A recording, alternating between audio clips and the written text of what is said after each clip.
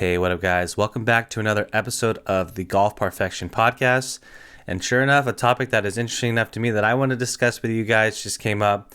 I'm dropping this the next day, but yesterday, Good Good announced their partnership with Callaway. So I'm not the authority, obviously, on any of this. I just thought this was interesting and I could bring my perspective, take that value for what it's worth.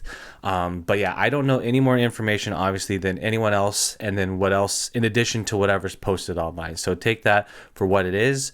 But yeah, just going into the intro here, Good Good is now part of Team Callaway. So I'm doing that in quotes because we don't know exactly what that means. And they just released an announcement video, and it looks like there's going to be, or already has been, a ton of content created with, some of their stable players. Like I like to call players within, these club manufacturers, like they're stable. Probably not the best term, but that's what I mentally, say in my head. But pretty much, I'm excited to see where this goes, and it's going to greatly benefit both sides. Just to set a baseline here, I feel like when we're talking about Good Good now, we really have to call it what it is, and they're really a startup. They are, they're they're not like a huge corporation by any means. So I think startup is more akin to what they actually are.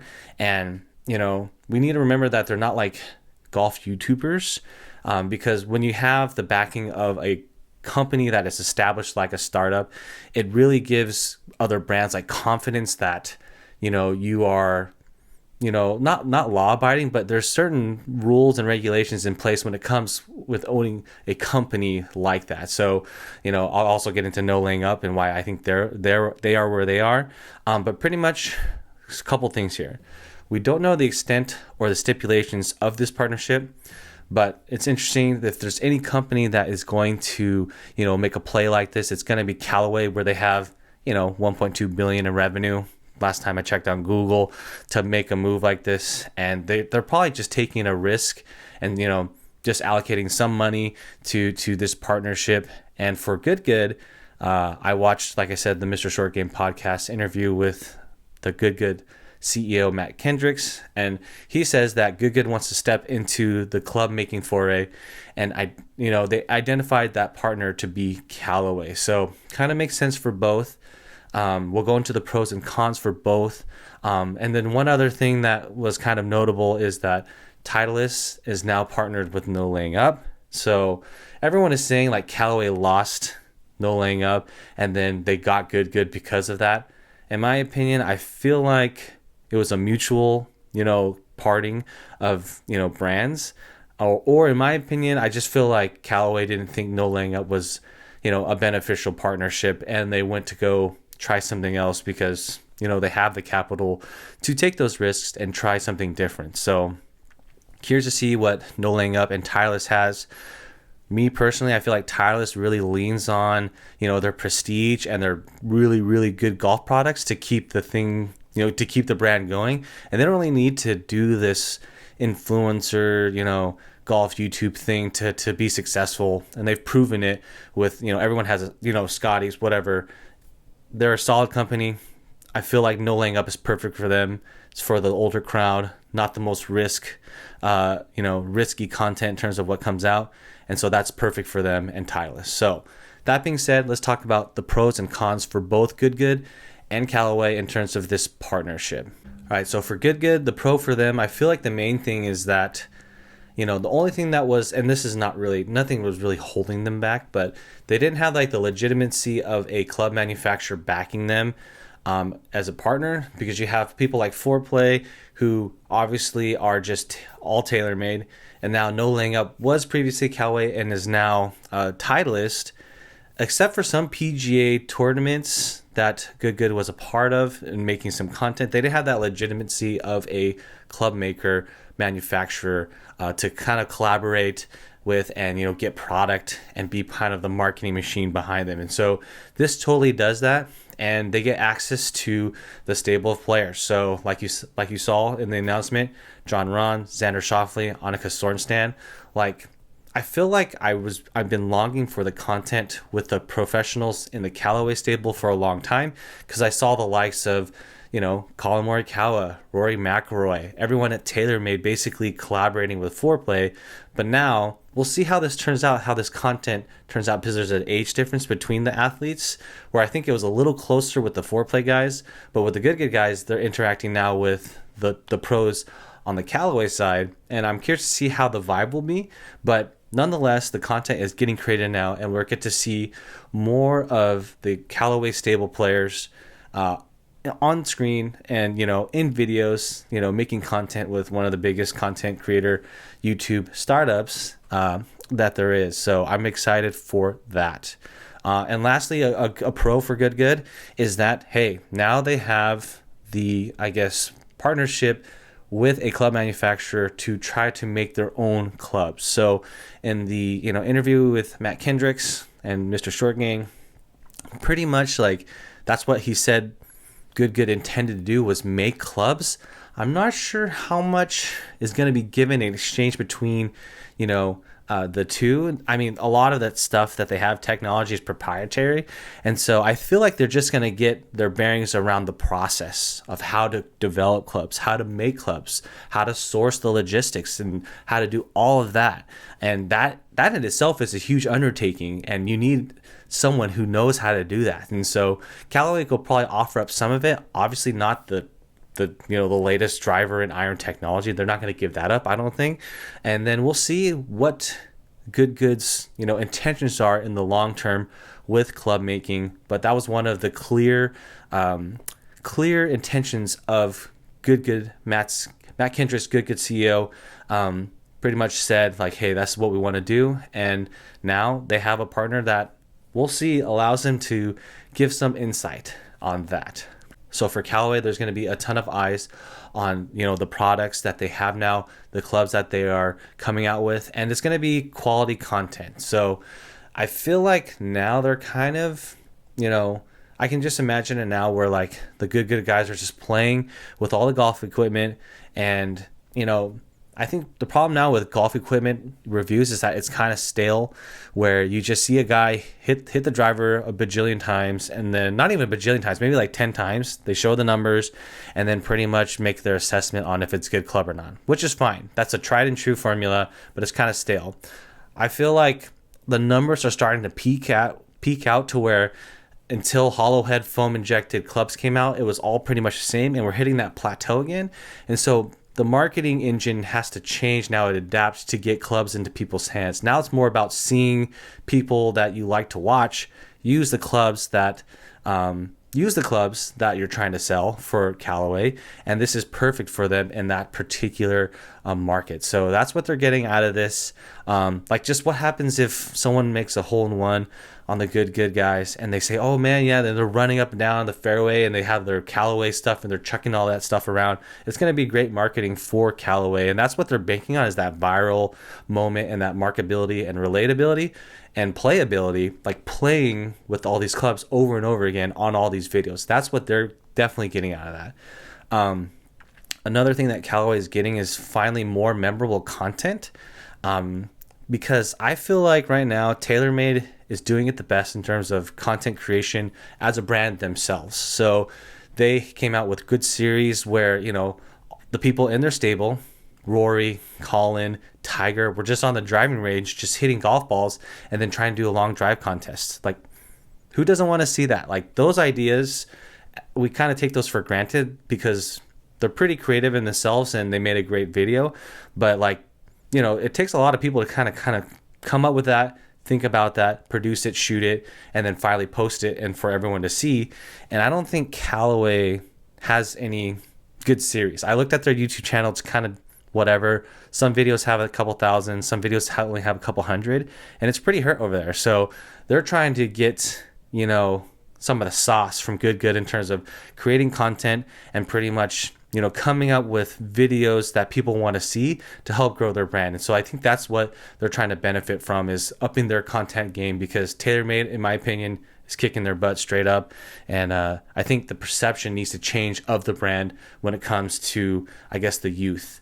And so that's another thing, is like, they're a little stuffy, and then jumping into the more serious YouTube golf content creator space is their way of trying to capture that up and coming market. Because I think that's the golden key here, or that's the golden ticket, is that all these club manufacturers, older people, they've made up their mind on what they want to buy, but it's the younger people who are getting influenced by these brands that they're trying to get the long-term, brand loyalty over time. Because I feel like, and I mean, correct me if I'm wrong, my assumption is that when someone generally picks a brand, they stick with it for a pretty long time and they become loyalists. But that can happen as early as, your first set of clubs, right? So how do they get those first set of clubs into the hands of the youth and to have them lifelong loyalists? And I feel like this will help in some capacity. Obviously hard to quantify. It's always hard to quantify marketing in terms of the benefit to the, the bottom line, but that's what they're banking on. They're smarter than I am. They got a whole team of people that basically run the figures and figure this out, and we'll see what happens to them in the years to come. All right, so now we'll do the cons of both, and we'll start off with Callaway. So obviously, there could be a backfiring if the club reviews or the info that they create or the content they create seems like pretty disingenuous. Like imagine like seeing one of the good guys come up and say, "Oh wow, this is like the best club ever, Callaway, blah blah blah." And I don't think they'll do this. They'll be smart about this, obviously, but a lot of people might see that as insincere because now they are paid, or there's some kind of agreement between the two to say good things about the clubs. They probably won't be allowed to speak their minds like some of these freelance or the golf YouTubers that can say whatever they want. Since they're Team Callaway, they got to be pro Team Callaway. And so I'm curious to see how it comes off as in terms of the sincerity, if it'll come off as disingenuous. And so that will be a con for Callaway, is that we don't know. We don't know how the public will react. They got to be smart about the content they create.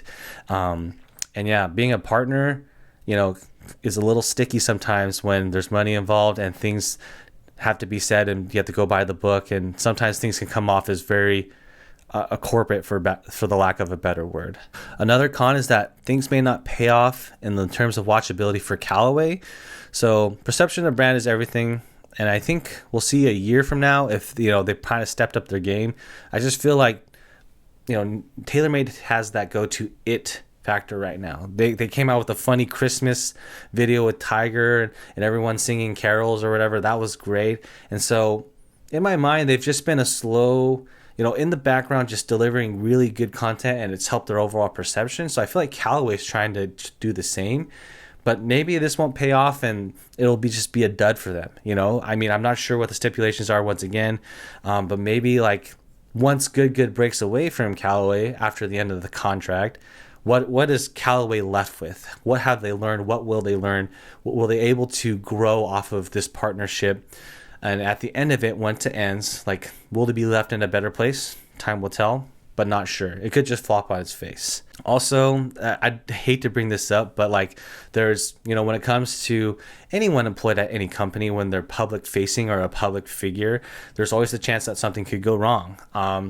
Good was very chemistry dependent, and pretty much what if one guy decides they don't want to do this anymore? People want to change jobs for whatever reason, then more power to them, but that will hurt the brand. It could backfire.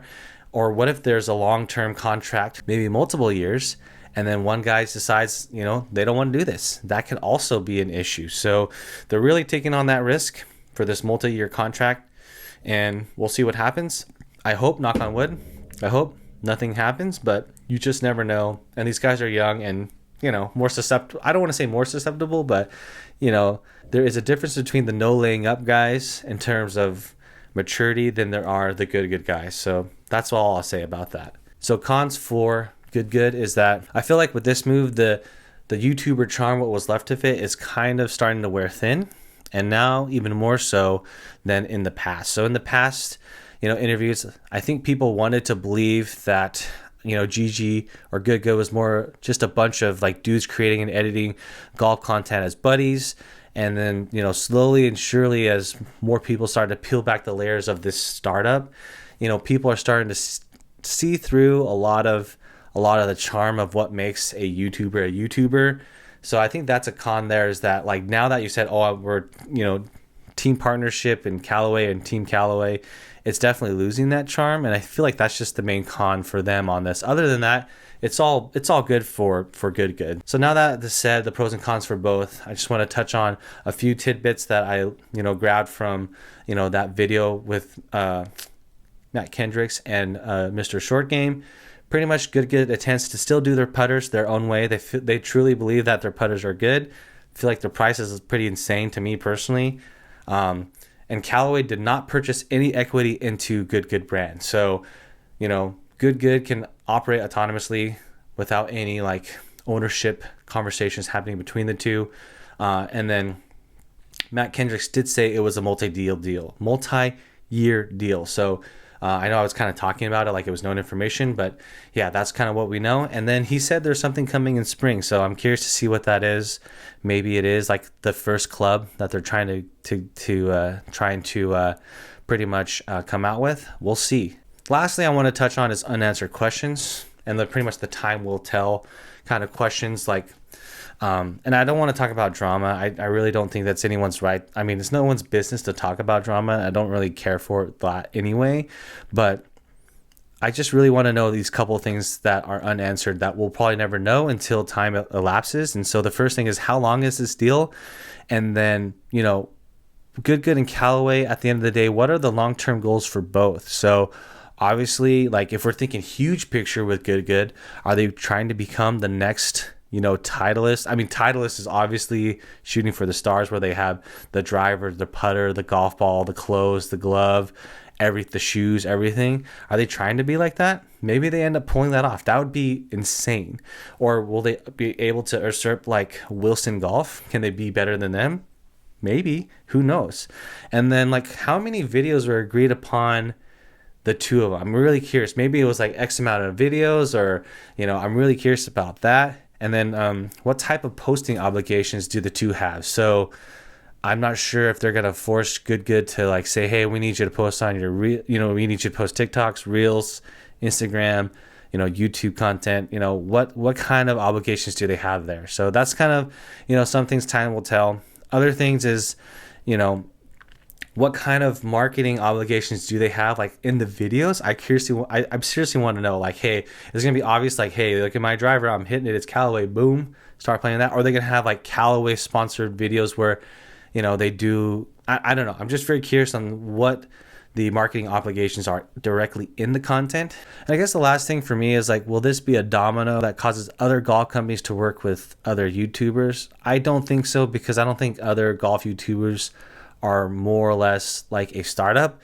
Maybe Peter Finch, maybe Rick Shields, but I don't think the benefit and the pool and the situations are similar enough to Good Good, and they're pretty unique in their situation to where they want to build clubs, they have a strong brand, and they have something to offer Callaway that in which they don't have. So I think it was just a perfect alignment of stars, but I don't know. Maybe a domino will fall and other club manufacturers and companies will see there's an opportunity there to kind of flip the script on, this new market, this new potential. And I'm really curious to see what happens in the future. So in brief, is this an overall win? 100%, I believe this is. Good Good is now being legitimized now in the professional equipment world, and Callaway is now getting a grasp of the up and coming market, and hopefully they'll learn how to make some good content in the end of the day, because nothing that Callaway has come out has been memorable for me. I have to really grasp at straws to even think in my mind, what was the last thing that was posted by Callaway that I was like, oh, that's pretty funny, or that's pretty cool. So far, to me, it's zero. And so that's pretty much it. So in this case, it's where 1 + 1 is greater than 2. As cheesy as that is, the sum of each individual is greater when combined together to make something pretty exciting. And I'm really curious to see how this all pans out. Fan of both. I'm a fan of Callaway. I'm a fan of pretty much the Good Good channel, obviously. And I'm excited to see where this goes. So hope you guys enjoy that one. Keep chasing, and we'll see you in the next one.